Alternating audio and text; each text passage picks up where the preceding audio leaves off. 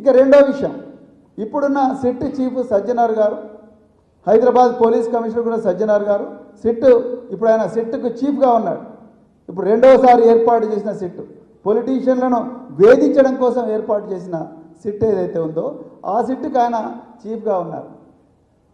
నేను ఏమంటున్నా అంటే సజ్జనార్ గారికి ఈ సిట్ను లీడ్ చేసి ఈ ట్యాపింగ్ వ్యవహారాన్ని విచారించే నైతిక అర్హత ఆయనకు లేదు, ఆయన ఎలిజిబుల్ కాదు. ఎందుకు? ఇదే సజ్జనార్ గారు 2015లో ఇదే ప్రస్తుత ముఖ్యమంత్రి రేవంత్ రెడ్డి గారు టీడీపీ ఎమ్మెల్యేగా ఉన్నారు. మరి ఆనాడు ఎమ్మెల్సీ ఎవరైతే స్టీవెన్సన్ ఉన్నాడో స్టీవెన్సన్కు 50 లక్షల నోట్ల కట్టలు ఇచ్చి ఓటు కొనుక్కోవడానికి, ఎమ్మెల్సీ వేం నరేందర్ రెడ్డి ఎమ్మెల్సీ కోసం ఓట్లు కొనుక్కోవడానికి లంచం ఇస్తున్న కేసులో పట్టుబడ్డాడు. ఆనాడు డిఐజీ ఎస్ఐబిగా సజ్జనార్ గారు ఉన్నారు. ఇంటెలిజెన్స్ చీఫ్గా ఇప్పుడున్న డీజీపీ శివధర్ రెడ్డి గారు ఉన్నారు. వాళ్ళకి తెలియదా ఇవన్నీ ఎట్లా జరుగుతాయో? వీళ్ళందరూ రేవంత్ రెడ్డి ఆ లంచం ఇస్తున్న సమాచారం ఏ విధంగా సేకరించిందో వాళ్ళకి తెలియదా? ఈ ఆఫీసర్ల మీద ఆంధ్రప్రదేశ్లో కేసులు ఉన్నాయి.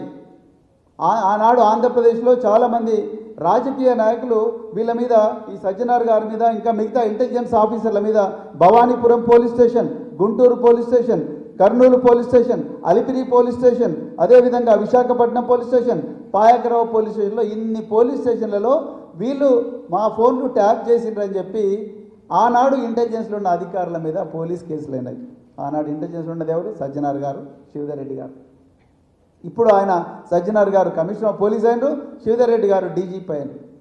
మీరు ఏ అర్హతతోని ఈరోజు ఈ ట్యాపింగ్ కేసు మీరు ఇన్వెస్టిగేట్ చేస్తున్నారు? తెలంగాణ ప్రజలు గమనించాలి. వీళ్ళకి తెలుసు ట్యాపింగ్లు ఎందుకు చేస్తారో తెలుసు, ఏ చట్ట ప్రకారం చేస్తారో తెలుసు, ఎవరిని పట్టుకోవడానికో చేస్తారో తెలుసు. అయినా కూడా వీళ్ళే కేసులు ఎదుర్కొంటున్నారు. వీళ్ళు ట్యాపింగ్లు చేసిండ్రని. వీళ్ళు వచ్చి తెలంగాణలో మళ్ళీ ట్యాపింగ్ చేసి ఎట్లా ఇన్వెస్టిగేట్ చేస్తారు? ఒక్కసారి ఆలోచించాలి. ఎట్లా, ఏ బేసిస్ మీద చేస్తారు? వీళ్ళని ఏ ప్రశ్నలు అడుగుతారు? అసలు సంబంధం లేని ప్రశ్నలు, సంబంధం లేని వ్యక్తులను దీంట్లోకి లాగడానికి ప్రయత్నం చేస్తున్నారు. ఇది తప్పు. దీని మీద కూడా మీరు తెలంగాణ ప్రజలు ఒకసారి గమనించాలి. మీకు అసలు నైతిక హక్కు లేదు.